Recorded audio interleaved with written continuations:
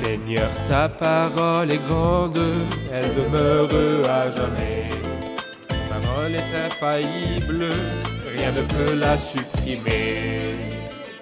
Bienvenue à vous, chers spectateurs, et à tous les spectateurs dans le monde entier, dans ce nouvel épisode de notre émission quotidienne Toute la Bible.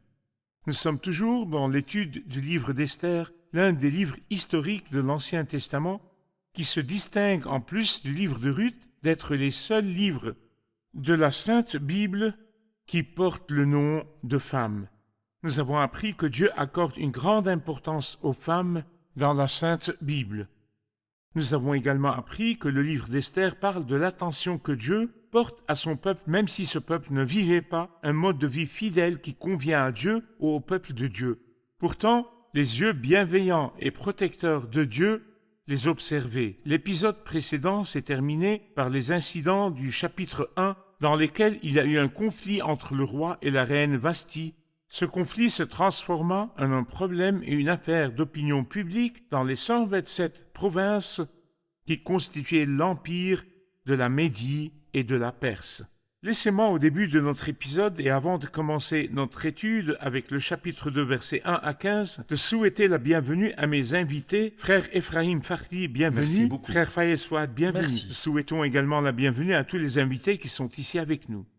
Frère Ephraim, concernant les incidents de ce chapitre, le chapitre 2, je vais lire quelques versets et ensuite je vous poserai une question.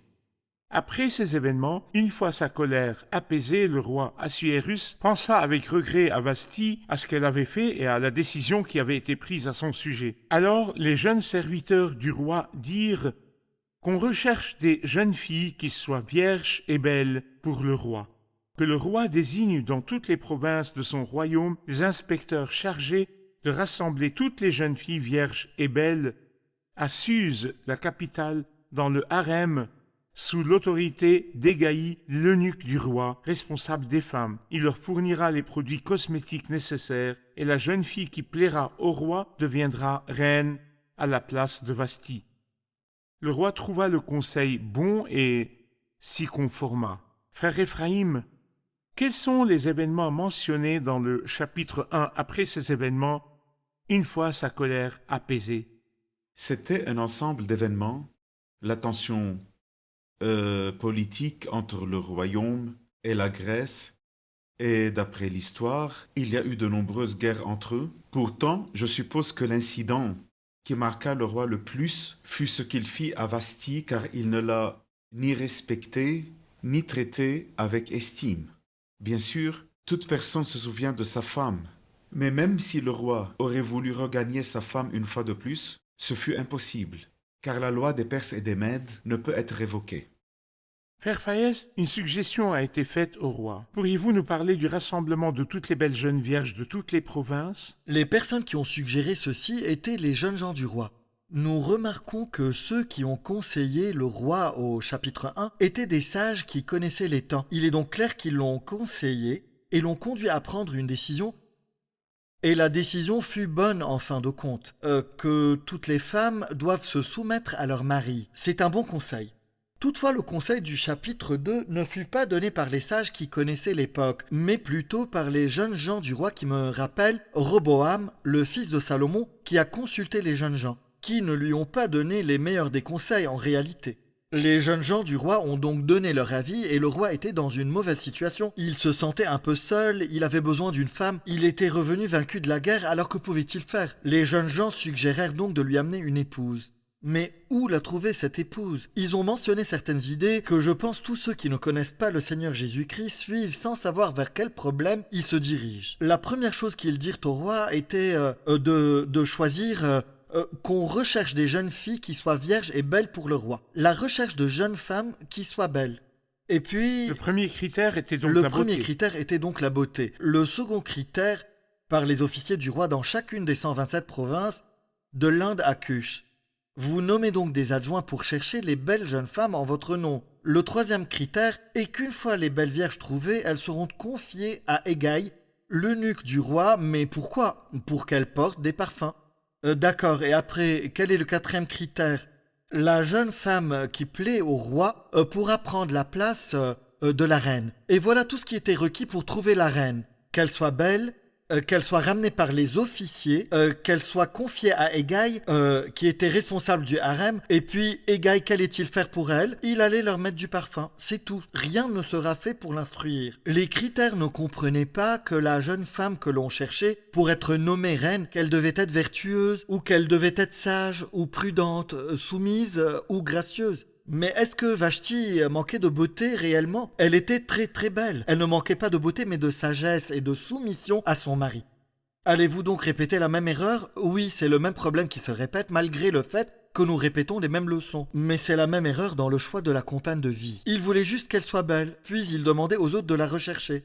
N'est-ce pas? Et de nombreuses personnes tombent dans des ennuis à cause de cela. Ici, j'aimerais comparer entre le roi et Abraham à l'époque où il voulait trouver une épouse pour son fils Isaac. Abraham ne s'est pas fatigué pour cela. Il a pris à ce sujet et a envoyé uniquement un homme et pas de multiples officiers, mais son adjoint était un homme de prière qui connaissait Dieu. Il ne demanda pas à Dieu de lui envoyer plusieurs jeunes femmes parmi lesquelles il pourrait choisir, mais la jeune femme à qui il demandera de lui donner à boire, celle qui acceptera d'abreuver ses chameaux, sera celle que Dieu désignera. Et elle est unique.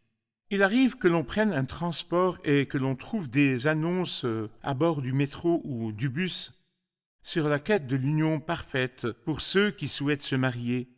Et bien sûr, on met l'annonce avec un numéro de téléphone. Même dans le cadre d'église, vous trouverez de jeunes hommes qui demanderont aux serviteurs de Dieu de leur trouver des épouses de tel pays ou de telle ville. J'aimerais parler également avec vous des critères de mariage selon la volonté de Dieu. Comment une personne devrait-elle choisir un partenaire adéquat? Par où commencer et où s'arrêter? Si l'on regarde le chapitre 24 de la Genèse, nous pouvons lire le plan parfait pour choisir un époux ou un partenaire de vie. Le serviteur demanda au Seigneur, se tenant près de la source d'eau, et pria que Dieu lui facilite la tâche. Et dans le système de l'Ancien Testament, il y avait un signe que la jeune femme qui montre qu'elle est une servante, qui obéit et qui donne de l'eau aux hommes, est celle que tu as désignée pour Isaac, ton serviteur. Cette décision n'est pas le fruit d'un choix humain, mais d'une sélection divine. Personne ne sait qui est désigné pour qui, si ce n'est l'Esprit Saint. Je conseille donc à tous les jeunes hommes qui s'apprêtent à franchir le pas de tout remettre entre les mains du Seigneur. Lorsqu'une personne est fidèle et ne s'accroche pas à sa décision personnelle, le Seigneur se glorifie et lui révèle la décision divine. Les officiers et les médiateurs ne se concentrent donc que sur des critères extérieurs, tels que la beauté extérieure. Mais ce qui est dans le cœur n'est connu que de Dieu. Et c'est ce qui est durable, mais l'apparence extérieure disparaît. Je voudrais également ajouter une chose, que le roi ne s'intéressait qu'à la beauté de la forme et de l'apparence. Le roi sage Salomon donne un conseil dans Proverbes chapitre 31. Après une longue expérience avec les femmes, la grâce est trompeuse et la beauté est illusoire. C'est de la femme qui craint l'Éternel qu'on chantera les louanges. Merci, nous allons faire une pause et nous reviendrons pour répondre à une question. Chers spectateurs, je vous retrouve après la pause. Restez avec nous.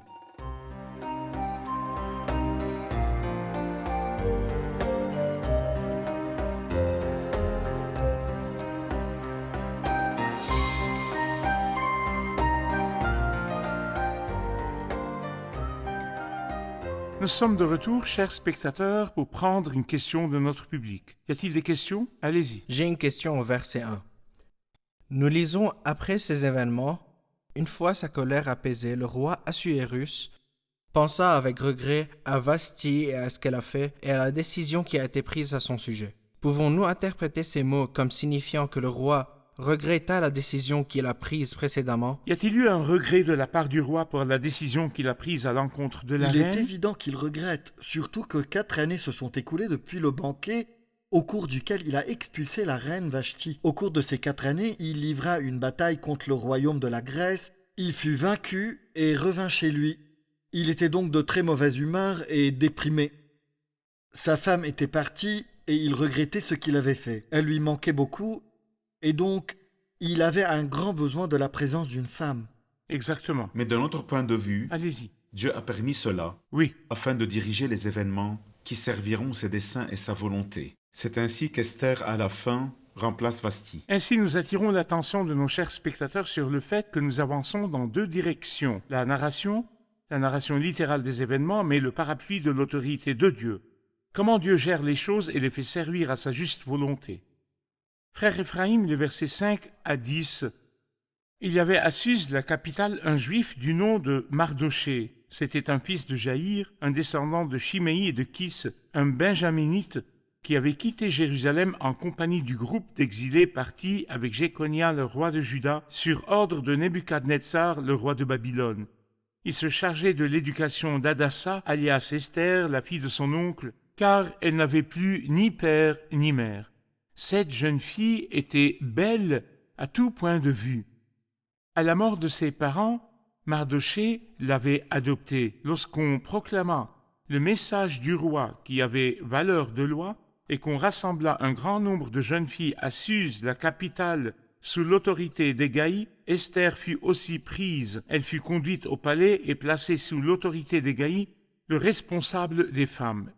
La jeune fille lui plut et gagna sa sympathie. Il s'empressa de lui fournir les produits cosmétiques et les éléments dont elle avait besoin. Il lui donna aussi 7 jeunes filles sélectionnées parmi le personnel du palais. Puis il la déplaça avec ses suivantes dans le meilleur appartement du harem. Esther ne révéla ni son origine ni sa famille, car Mardoché lui avait interdit de le faire. J'aimerais que vous commentiez ces versets. Comment les voyez-vous par rapport aux événements du livre d'Esther ? Ces versets et les événements précédents formaient les préparatifs d'une mise en scène où Dieu intervient pour accomplir ses desseins. Esther devait être couronnée reine afin que Dieu l'utilise, comme nous le verrons plus loin, pour sauver tout un peuple de la destruction et de la conspiration. La main de Dieu était donc à l'œuvre et tout cela était un prélude d'événements importants qui allait se dérouler à travers Et ça, le c'est livre. le début de l'apparition du personnage d'Esther dans ces C'est le événements. début de l'apparition d'Esther, oui. Frère Fayez, le plus grand concours de beauté organisé pour désigner une reine de beauté s'est déroulé dans 127 provinces et de nombreuses jeunes femmes furent choisies et Esther y est entrée avec 7 autres personnes avec elle qui semblaient être les finalistes. Donnez-nous une idée des critères de beauté tels qu'ils apparaissent dans le livre et la mention de ce concours fait-elle référence à l'approbation que Dieu leur a donnée à travers les âges? Il est évident qu'il s'agit d'un moyen stupide, humain, qui correspond bien à la mentalité de certaines personnes, mais ce n'est pas ainsi, ce n'est pas de cette façon-là qu'Esther est devenue reine. Elle est devenue reine selon la volonté de Dieu, qui accomplit ses desseins. C'est pourquoi il y a un mot qui se répète 3 fois, qui nous dit comment Esther en est arrivée là. Le mot faveur est répété 3 fois dans les versets 9, 15 et 17. Dans le verset 9, Esther a gagné les faveurs d'Égaï, qui était responsable du harem. Le verset 15 nous dit qu'Esther gagnait les faveurs de tous ceux qui la voyaient. Puis le verset 17 dit qu'elle a gagné les faveurs aux yeux du roi lui-même. En hébreu, le mot faveur est le même mot que beauté. Ainsi, lorsque nous lisons que le Seigneur Jésus-Christ a gagné en faveur, cela signifie qu'il a grandi en beauté. Et lorsqu'il dit dans le psaume 90 que la grâce de l'Éternel notre Dieu soit sur nous, que signifie cela ? Cela signifie que la beauté accordée par Dieu aux croyants les rend très beaux d'une beauté divine. Une telle beauté, les plus belles fleurs des champs. Cependant, je vous dis que Salomon lui-même, dans toute sa gloire, n'a pas eu d'aussi belle tenue que l'une d'elles. Une beauté qui résulte de la grâce de Dieu. Tous ceux qui regardent Esther la trouvent très très très belle. Qui en est responsable ? C'est le Seigneur qui l'a rendue belle. Aux yeux de tout le monde, le Seigneur l'a dédommagée car son père et sa mère sont morts. Et qu'elle n'avait personne pour l'élever, il lui a donné des compensations divines. Il lui a donné une compensation physique en la rendant très belle. Il lui a donné une compensation émotionnelle en lui envoyant un homme de Dieu, Mardoché, qui l'a élevé. Également des compensations spirituelles en lui accordant la meilleure éducation. Même lorsqu'elle est allée au harem, elle faisait tout ce que son cousin Mardoché lui avait appris. Ces compensations divines sont le plan de Dieu pour elle. Il ne s'agit pas d'un concours de beauté, et ce n'est pas une question de vêtements ou d'élégance, ni de se tenir devant un miroir qui font d'elle quelque chose. Non, c'est un plan divin pour honorer une jeune femme qui a honoré Dieu. Le concours de beauté ici ne peut pas être interprété comme une approbation Non, de pas la du tout. Bible. Vous avez fait référence au fait que dans de tels concours, les gens se concentrent sur la beauté qui est l'apparence extérieure qui peut facilement changer avec le temps. Mais la Bible se concentre sur un autre élément qui se trouve à l'intérieur d'une personne. Il s'agit de la pureté incorruptible d'un esprit doux et paisible.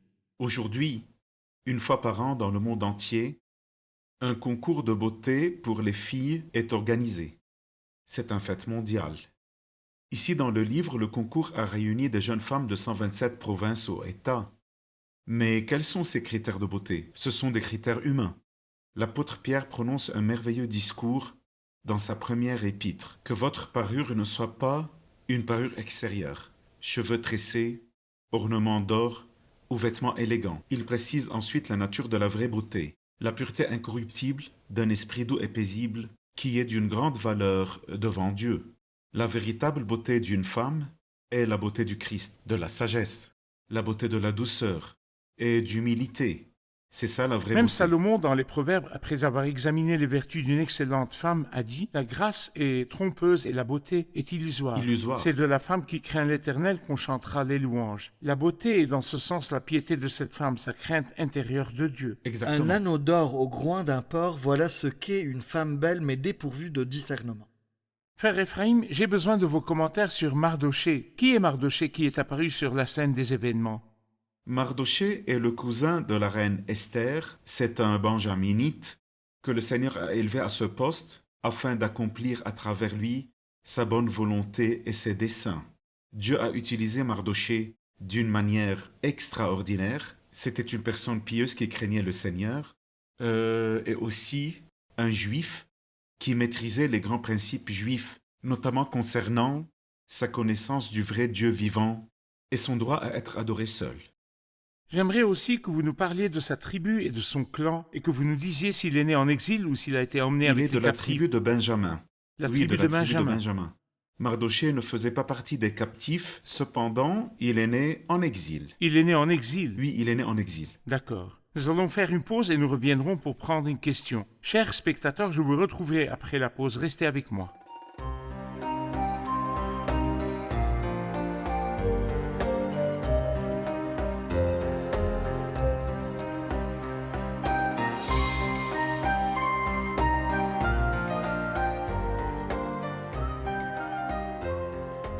Nous sommes de retour, chers spectateurs. Nous prenons une question du public.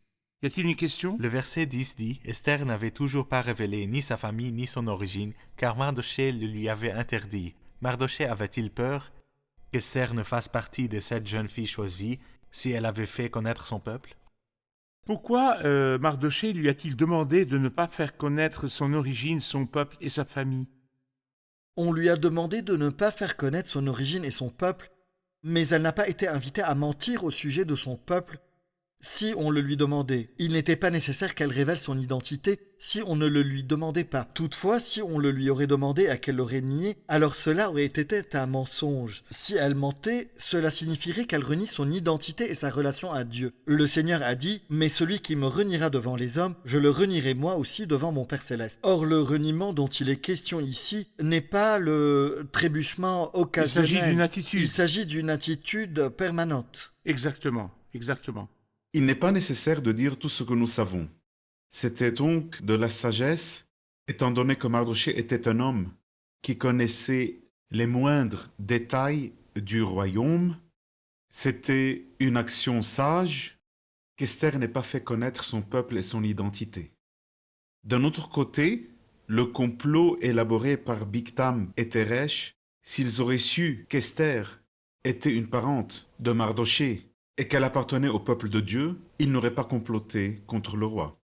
Pourtant, d'un point de vue pratique, je ne renie pas mon identité, que je sois chrétien. Les caractéristiques du Christ doivent être évidentes. Bien sûr. Ainsi, pour indiquer clairement cette situation, nous lisons au verset 20 qu'Esther n'avait pas fait connaître son peuple ou son identité comme le lui avait dit Mardoché. Mais le reste du verset dit « Elle respectait ses ordres, Elle respectait ses ordres comme lorsqu'elle était sous sa tutelle. Elle a suivi ses ordres et ses instructions. Elle a suivi ses ordres, ce qui veut dire que quand Mardochée lui a demandé de prier chaque jour, elle a obéi. Et de lire la parole tous les jours, elle a obéi. Ne fais pas telle ou telle chose, elle a obéi. Elle n'avait donc pas parlé de son peuple, mais son comportement témoignait pour elle. C'est comme s'il lui demandait de laisser ses actions témoigner d'elle et de son identité. Exactement. Père Fayez, j'aimerais vous interroger sur son nom. Au verset 7, il, Mardochée, se chargeait de l'éducation d'Hadassa alias Esther. Les prénoms Hadassa et Esther. Quelles sont vraiment les racines de ces deux mots? Hadassa est un nom hébreu qui signifie la fleur de basilic, mais Esther est un nom persan qui signifie étoile ou planète. Parfait. Le basilic est l'étoile. Comment cela s'est-il manifesté dans la vie Elle d'Esther? était rayonnante. Elle reflétait une excellente beauté morale et spirituelle. Au début, elle avait peur de s'approcher du roi, car elle n'était pas appelée. Mais plus tard, elle a retrouvé son calme et, si l'on peut dire, elle a mis sa vie en danger. Elle a risqué sa vie dans sa tentative de sauver son peuple. Dieu peut créer des étoiles à partir des personnages faibles qui sont dans l'ombre. Bien sûr, Il en fait des brillante. J'aime appeler cela une image étincelante se reflétant sur un fond sombre. Quand le Saint-Esprit saisit une image comme un brillant photographe, il rend l'arrière-plan sombre, mais il met en valeur le visage de la personne qu'il photographie. C'est L'arrière-plan était donc sombre, mais comme le dit le proverbe, à la nuit la plus sombre manque la lune. Elle brillait comme une étoile dans les ténèbres qui l'entouraient. Exactement. Il y a une belle application que nous pouvons tirer des écrits de l'apôtre Paul. En tant que croyants, nous vivons au milieu des ténèbres et nous devons briller dans ce monde comme des lumières, au milieu d'une génération perverse et corrompue. C'est comme des flambeaux dans le monde que vous brillez parmi eux, comme Esther était une étoile brillante. Exactement. Le basilic ou la fleur de basilic a un doux parfum.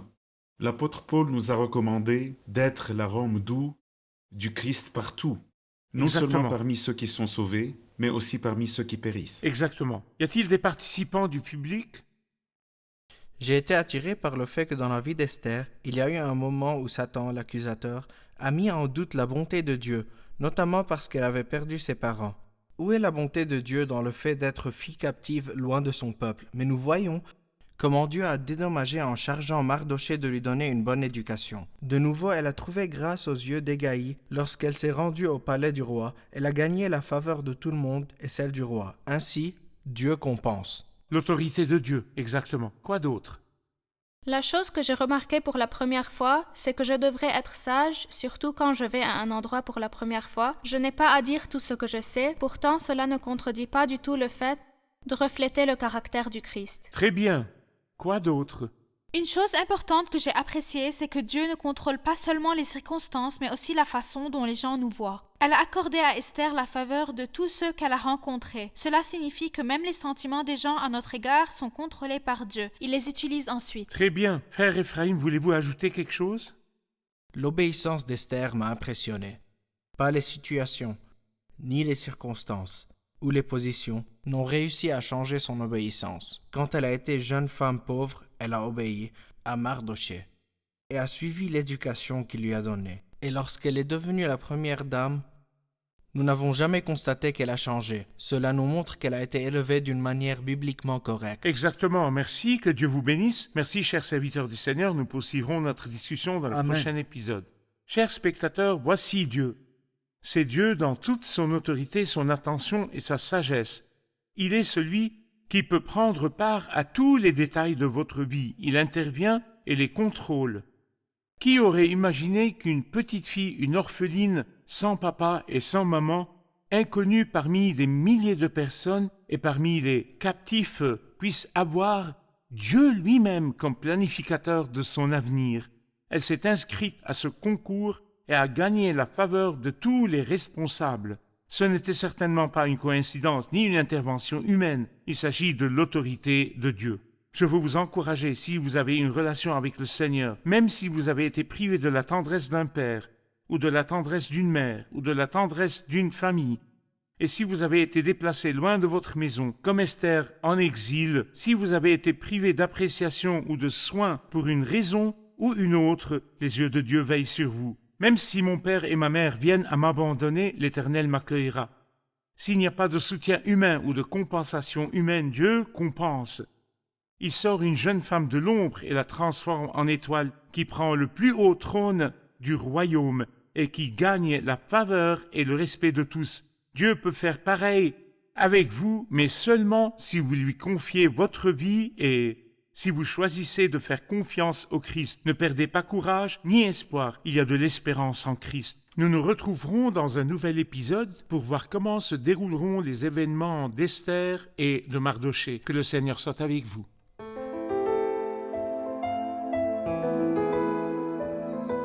Seigneur, ta parole est grande, elle demeure à jamais.